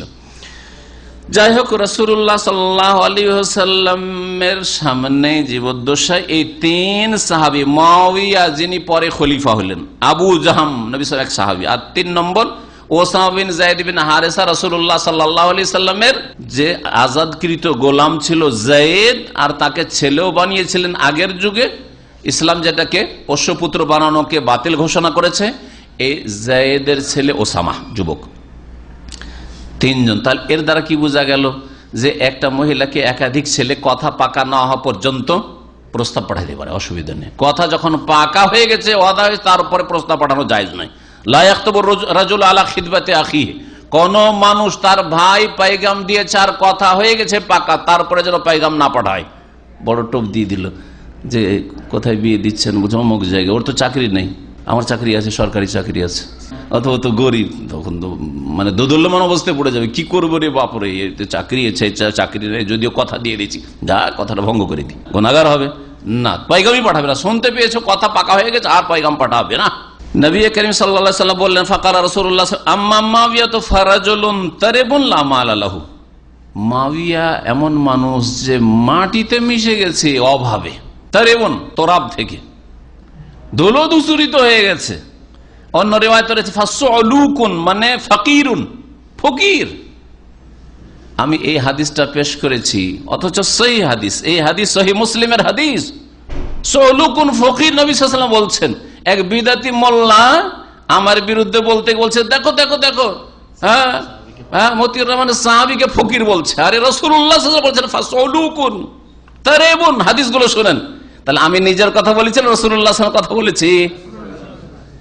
আর বেয়াদবরা যে বলছে, কত বড় বেয়াদবি করে, যে যদি সাহাবীর হাদিস, সাহাবী গায়র ফাকি হয়, আর সাহাবীর হাদিস যদি কিয়াসের খেলাফ হয় তাহলে কিয়াসে জলির উপর আমল করতে হবে, সাহাবীর কথাকে ছুঁড়ে ফেলে দিতে হবে।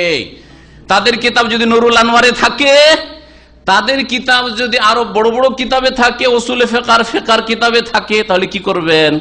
বুখারীর হাসিয়াতে টিকাতে যদি তাদের দেওবন্দ থেকে ছাপা কিতাবে থাকে তাহলে কি করবেন? আমি অবাস্তব কথা বলছি না, নাম ধরে বলছে। মিসলে আবি হুরায়রা ওয়া আনাস, আউযু বিল্লাহ। আবু হুরায়রার মতো প্রখ্যাত সাহাবী, 5000-এর বেশি হাদিস মুখস্থ। আনাসের মতো রাসূলুল্লাহ 10 বছরের খাদেম, বলছে আনাস গায়র ফাকি, বুঝতেন না। ফাকি, গায়র ফাকি মানে কি? হাদিস বুঝতেন না, শুধু মুখস্থ রাখতেন। যেমন আতরের দোকানওয়ালা বা ফার্মাসিস্ট তো ফার্মাসিস্ট, তারপরে পড়াশোনা করলে তো ফার্মেসির ওষুধ বুঝে, কিন্তু এমনি দোকানে সেলসম্যান, ওষুধের দোকানে সেলসম্যান, গায়র ফাকি। হাদিস বুঝে না যে কি মাসলা বেরোবে নাকি, আনাস বুঝে না আর আবু হুরায়রা বুঝে না। এই হচ্ছে বেয়াদবদের কথা। এত বড় বেয়াদবি করে বেয়াদবি হইল না তাদের। আর বুখারীর টিকাকে নাপাক করলে কথা দিয়ে কিয়াস মানতে হবে, মানে যুক্তিকে মানতে হবে, আর আনাসের আর আবু হুরায়রার হাদিসকে ছেড়ে দিতে হবে। যেমন হাদিসুল মুসাররা উদাহরণ দিয়েছে। হাদিসুল মুসাররা, যদি কেউ যদি গাভী বিক্রি করে বা যদি বকরি বিক্রি করে অথবা উট বিক্রি করে, যে দুধ 7 কিলো 10 কিলো হচ্ছে, একদিন দহন করলো, দ্বিতীয় তৃতীয় দিন দেখা গেল 2 কিলো হয়ে গেল, এটাকে বলা হয় এই মাসলায় বলছে যে না, নবী সাল্লাল্লাহু আলাইহি ওয়াসাল্লাম যে সিদ্ধান্ত দিয়েছেন আর ওইটা বর্ণনা করেছেন আনাস আর আবু হুরায়রা, ওইটা নেওয়া যাবে না। নাউযুবিল্লাহ। কি দিতে হবে? বলছে যে ওই মূল্য দিতে হবে, যে কয়েকদিন ওই দুধ খেয়েছে ওর মূল্য দিতে হবে। ওয়াসামিন তামারিন বা যে ফয়সালাটা নবী সাল্লাল্লাহু আলাইহি ওয়াসাল্লাম, ওইটা মানা যাবে না। তারা রাসূলুল্লাহ সাল্লাল্লাহু আলাইহি ওয়াসাল্লাম হাদিসকে অস্বীকার করছে, অমান্য করছে। তারা আনাস আর আবু হুরায়রাকে গায়র ফাকি বলছে, বেয়াদবি হয় না। আর নবী সাল্লাল্লাহু আলাইহি ওয়াসাল্লামের ভাষায় যদি বলি কি, আম্মা মুআবিয়া তো ফারাজুলুন তারিবুন, মুআবিয়া হচ্ছে বড়ই গরিব মানুষ, ধুলাতে মিশে যাওয়া, এত অভাবী। লা মাল আলা, ওর ব্যাখ্যাও করে দিচ্ছেন যে অন্য অপব্যাখ্যা করবেন আপনি। ওর কোনো পয়সা নেই, মালধন নেই। তাহলে বোঝা গেল একেবারে মালধন নেই বলেও বিয়ে দেব না, এটা বলার অধিকার আছে মেয়ের বাপের, মেয়ের ভাইয়ের বলার অধিকার আছে। এগুলো বলবে যে দুনিয়াদার লোক, আরে আলেম মানুষ আর বিয়ে দিল না, ছেলেটা ভালো, তারপরও তার দুনিয়াদার না। দুনিয়াদার কেন? নবী সাল্লাল্লাহু আলাইহি ওয়াসাল্লাম পরামর্শ দিয়েছেন, তার অধিকার আছে। ও আম্মা আবু জাহামিন, আবু জাহাম ফারাজুলুন দাররাবুন লিন-নিসা, আবু জাহাম এমন মানুষ যে মহিলাদেরকে, নারীদেরকে খুব মারে, স্ত্রীকে মারে। তো দারিবুন বলে, দাররাবুন খুব বেশি মারে। তাহলে বোঝা গেল যে নবী সাল্লাল্লাহু আলাইহি ওয়াসাল্লাম এইটাও দোষ ধরলেন যে মহিলাদেরকে কেউ যদি মারে, হ্যাঁ, স্ত্রীদেরকে, তাহলে সে ভালো মানুষ নয়। ওয়ালাকিন ইনকিহি ওসামা বিন যায়েদ, দেখো ফাতেমা, তুমি ওসামা বিন যায়েদকে বিয়ে করো। সে যুবক মানুষ, খেটে খাওয়াইতেও পারবে, আর তারপরে সে এত অভাবী নয় একেবারে মুআবিয়ার মতো, আর সে মারবেও না, ভালো ছেলে, সে স্ত্রীকে মারধরও করবে না। ফাকালাত বিয়াদিহা হাকাযা ওসামা তো, ওসামা তো, ও মহিলা ফাতেমা বলছেন ওসামাকে বিয়ে করো, ওসামাকে বিয়ে করো। ফাকাল রাসূলুল্লাহ সাল্লাল্লাহু আলাইহি ওয়াসাল্লাম তাআতুল্লাহ ওয়া তাআতু রাসূলিহি খায়রুল লাকি। প্রথমখানে ফাতেমা ওসামাকে বিয়ে করতে চাইছিলেন না, কেন? এই কথাটা বলি, হাদিসে নেই কিন্তু অন্য হাদিসে আছে, বা ওসামা রাদিয়াল্লাহু তাআলা ওসামা বিন যায়েদের জীবনীতে আছে। ওসামা রাদিয়াল্লাহু তাআলা দেখতে কালো চুকচুকে লোক ছিলেন, একেবারে কালো। তার বাবা যায়েদ একেবারে ফর্সা সুন্দর মানুষ ছিলেন। বাপ হচ্ছে একবারে সাদা ফর্সা যায়েদ বিন হারেসা, হ্যাঁ, আর ওসামা কালো। আজকাল যদি কারো কালো বাচ্চা হয়ে যায়, স্বামী স্ত্রী দুইজনে ফর্সার, ছেলে মেয়ে হয়ে গেছে কালো, তখন স্ত্রীও সন্দেহ করা শুরু করে, শয়তান ঢুকে কেন দিয়ে। হ্যাঁ, নবী সাল্লাল্লাহু আলাইহি ওয়াসাল্লাম এর জবাব দিয়েছেন, লা আল্লাহ ইরকুন নাজাহু, হইতে পারে তোমার কোন রোগ ওইদিকে টেনে নিয়ে গেছে। তার মানে তোমার দাদা, দাদার দাদা, দাদার বাপ বা শ্বশুরের দিক থেকে কেউ ছিল ওপরে কালো, দাদি, নানি, বা ওপরে কেউ ছিল দাদা, নানা, নানার বাপ, নানার দাদা কেউ ছিল কালো ছিল, ওইরকম ওইদিকে টেনে নিয়ে গেছে, হইতে পারে। সুতরাং কখনো বিনা দলিল প্রমাণে, হাতে নাতে ধরতে না পারলে কখনো সন্দেহের ভিত্তিতে কোনো সিদ্ধান্ত নেবেন না, সন্দেহ করবেন না। ইন্না বাদায যান্নি ইসমুন, এইরকম সন্দেহ করা আর কুধারণা করাই হচ্ছে গুনহার কাজ। কথা লম্বা হয়ে যাচ্ছে, এখানে আজকে শেষ করব। নবী করিম সাল্লাল্লাহু আলাইহি ওয়াসাল্লাম বলেন, দেখো কালো বলে তুমি ওকে অস্বীকার করিও না বিয়ে করতে। তাআতুল্লাহ ওয়া তাআতু রাসূলি খায়রুল লাকি, আল্লাহকে মেনে নেওয়া আর তার রাসূলকে মেনে নেওয়া তোমার জন্য কল্যাণকর হবে। আমি বলছি তুমি ওকে বিয়ে করো, কালো মানুষকে বিয়ে করো। কালাত ফাতেমা বলছেন ফাতাজাওয়াজতুহু, বিয়ে করলাম ওসামা, ওই কালো মানুষকে বিয়ে করলাম। ফাকতু বিত্তু, তারপরে আমাকে নিয়ে সবাই ঈর্ষা করত। ঈর্ষা করা বুঝেন? ঈর্ষা করা কাকে বলে? হ্যাঁ, একটা হচ্ছে হিংসা যেটা হারাম, আর একটা হচ্ছে ঈর্ষা গিবতা। হাসাদ হারাম আর গিবতা জায়েজ। আরবিতে গিবতা বলা হয় ঈর্ষা। ঈর্ষা এখানে হিংসা যেটা হারাম হিংসা, সেই অর্থে বলছি না। এটা কিসের অর্থে? কার মতো আকাঙ্ক্ষা করা, হাই রে হ্যাঁ এর মতো যদি পাইতাম। হ্যাঁ, অন্য মহিলারা আকাঙ্ক্ষা করতো যে হাই রে ফাতেমা বিনতে কাইসের মেয়ে ফাতেমা রে, তালাক প্রাপ্তা মহিলা, তারপরে এত সুন্দরী, এত ভালো স্বামী পেয়ে গেল, এত ভালো স্বামী, রাসূলুল্লাহ সাল্লাল্লাহু আলাইহি ওয়াসাল্লামের আদরের ছেলে এটা। হ্যাঁ, খুব আদর করতেন রাসূলুল্লাহ সাল্লাল্লাহু আলাইহি ওয়াসাল্লামকে, এত ভালো মানুষ, ভালো স্বামী পেয়ে গেল, এই বলে অনেকে ঈর্ষা করতো মহিলারা, যে আমরাও যদি এরকম ভালো ছেলে ভালো স্বামী পেতাম। মহিলাদেরকে গালি দেওয়া, যেখানে কোন মুসলিমকে গালি দিলে ফাসিক হয়, তাহলে যদি কেউ স্ত্রীকে গালি দেয়, বোনকে গালি দেয়, মাকে গালি দেয়, মেয়েকে গালি দেয়, কি হইতে পারে? গুনাহ আরো বাড়বে না বাড়বে না? সেবাবুল মুসলিমে ফসুকুন, মুসলিমকে গালি দেওয়া ফাসিকের কাজ। তাহলে মুসলিম তার সাথে আপনার মা, মুসলিম মেয়ে, মুসলিম আপনার বোন, মুসলিম আপনার স্ত্রী, মুসলিম আপনার আর কেউ, তাহলে এইভাবে নারীকে মর্যাদা দিয়েছে ইসলামে। এইরকমই নবী করিম সাল্লাল্লাহু আলাইহি ওয়াসাল্লাম বলছেন সর্বোত্তম আমল হচ্ছে কোন মুসলিমের অন্তরকে খুশি করা। তাহলে যদি মহিলাদেরকে খুশি রাখেন তাহলে এটা ভালো আমল হবে না? আর বিশেষ করে সেটা যদি আপনার পরিবার হয়, আপনার মা হয়, আপনার বোন হয়, আপনার স্ত্রী হয়, আপনার মেয়ে হয়, এইরকম কেউ যদি আপনার খালা হয়, আপনার ফুফু হয়। নবী করিম সাল্লাল্লাহু আলাইহি ওয়াসাল্লাম থেকে আব্দুল্লাহ বিন উমর রাদিয়াল্লাহু তাআলা আনহু বর্ণনা করেছেন, আন্না রাজুলান জা'a ইলা রাসূলিল্লাহি সাল্লাল্লাহু আলাইহি ওয়াসাল্লাম ফাকালা ইয়া রাসূল আইয়ুন নাস আহাব্বু ইলাল্লাহ আও আইয়ুল আমাল আহাব্বু ইলাল্লাহ, কোন মানুষ আল্লাহর কাছে সবচেয়ে বেশি প্রিয়, অথবা কোন আমল আল্লাহর কাছে সবচেয়ে বেশি প্রিয়? ফাকালা রাসূলুল্লাহ আহাব্বুন নাস ইলাল্লাহ আনফাউহুম, আল্লাহর কাছে সবচেয়ে প্রিয় মানুষ হচ্ছে যারা মানুষের জন্য অধিক উপকারী। আনফাউহুম লিন-নাস, যে যত পরোপকারী মানুষ, যে যত বেশি মানুষের উপকার করে তত বেশি আল্লাহর কাছে প্রিয় বান্দা। আরো বললেন ওয়াহাব্বুল আমাল ইলাল্লাহ, আল্লাহর কাছে সবচেয়ে প্রিয় কাজ, প্রিয় আমল সুরুরুন, খুশি করা, খুশি করা। তুদখিলুহু আলা মুসলিমিন, কোন মুসলিমের অন্তরে খুশি ভরে দেওয়া, অর্থাৎ মুসলিমের মনকে খুশি করে দেওয়া। কোন মুসলিম ভাইকে যদি খুশি করেন, তাই যদি সবচেয়ে ভালো আমল হয়, তাহলে আপনার মা, বোন, খালা, ফুফু, স্ত্রী, মেয়ে, এদেরকে যদি খুশি রাখেন আপনি, তাহলে কত ভালো আমল হইতে পারে চিন্তা করুন তো। এইভাবে নারীদেরকে আল্লাহ পাক রব্বুল আলামিন মর্যাদা দিয়েছেন, যা কোরআন সুন্নাহ রয়েছে। এই হাদিসটি ছিল মুআজামে সগীর ইমাম তাবরানী রাহমাতুল্লাহ আলাইহি, আর হাদিসের সনদ হচ্ছে হাসান, হাদিসের নম্বর হচ্ছে 861। এখানে আজকের আলোচনা শেষ করছি। একটা অংশ আলোচনা শুধু থাকলো যে ইসলাম ছাড়া, ইসলামের পূর্বে যেসব ধর্ম ছিল, যেগুলি ধর্মকে আল্লাহ রহিত করেছেন, অথবা বিভিন্ন সভ্যতা ছিল, সেসব সভ্যতা, গ্রিক সভ্যতা আর অন্যান্য সভ্যতা, হিন্দু সভ্যতা, রোমান সভ্যতা, চাইনিজ সভ্যতা, এইসব সভ্যতায় নারীদের যে কোনো মর্যাদা ছিল না, পারস্য দেশে কোনো মর্যাদা ছিল না, এই একটা বিষয় থাকলো। সময়ের স্বল্পতার জন্য এখানে আজকের আলোচনা শেষ করছি। আল্লাহ রাব্বুল আলামিন যদি সময় দেন তো এই বিষয়টাও একদিন আলোচনা করে দেব। আল্লাহ রাব্বুল আলামিন যেন আমাদেরকে দ্বীনের কথা জানার তৌফিক দান করেন, বুঝার তৌফিক দান করেন, মেনে চলার তৌফিক দান করেন, আমল করার তৌফিক দান করেন, সেই দিকে দাওয়াত দেওয়ার যেন তৌফিক আল্লাহ রাব্বুল দান করেন। আল্লাহ রাব্বুল আমাদের ইসলামিক পরিবার গঠনের তৌফিক দান করেন, ইসলামিক সমাজ গঠনের তৌফিক দান করেন, ইসলামিক দেশ গঠনের তৌফিক আল্লাহ রাব্বুল দান করেন। আল্লাহ রাব্বুল আলামিন যে মর্যাদা আমাদেরকে দিয়েছেন, যাকে আল্লাহ রাব্বুল আলামিন এই মর্যাদাকে আপন জায়গায় কায়েম রাখার জন্য তৌফিক দান করেন, প্রত্যেকের হক আমাদেরকে আদায় করার জন্য তৌফিক দান করেন।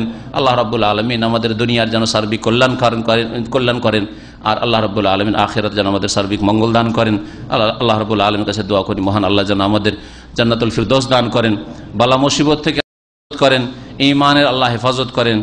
আর এখানে শেষখানে বিশেষভাবে দোয়া করছি, আর একটি দোয়া, আমাদের এক ভাইয়ের ছেলে জন্ম হয়েছে, আজকে মনে হয় 7 দিন 8 দিন হতে যাচ্ছে।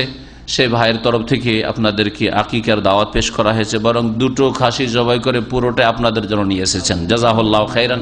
সুতরাং তার জন্য দোয়া না করলে সে তার নাশুকরি করা হবে, আর যদি মানুষের শুকরিয়া আদায় না করি তো আল্লাহর শুকরিয়া আদায় হয় না। লাম ইয়াশকুরিল্লাহ মান লাম ইয়াশকুরিন নাস, যে মানুষের শুকরিয়া আদায় করে না সে আল্লাহর শুকরিয়া যথাযথ আদায় করতে পারে না। আল্লাহ যেন তাকে জাযায়ে খায়ের দান করেন, এবং তার জন্য দোয়া করি, তার পরিবারের জন্য দোয়া করি, তার নিউবর্ন নতুন যে সন্তান রয়েছে তার জন্য দোয়া করি, আরও যেসব সন্তান রয়েছে সকলের জন্য দোয়া করি, যেসব ভাইয়েরা বোনেরা এখানে আসছেন তাদের ছেলে মেয়েদের জন্য দোয়া করি। আল্লাহ রাব্বুল আলামিন সকলকে যেন নেক সন্তান দান করেন, সুস্থতা দান করেন, সবাইকে যেন সুস্থ রাখেন, ঈমানের অবস্থায় রাখেন আল্লাহ রাব্বুল আলামিন, তাদেরকে যেন দ্বীনের পথে কায়েম রাখেন। এখানে আমাদের আলোচনা শেষ করছি। সুবহান রাব্বিকা রাব্বিল ইজ্জাতি আম্মা ইয়াসিফুন ওয়া সালামুন আলাল মুরসালিন ওয়াল হামদুলিল্লাহ।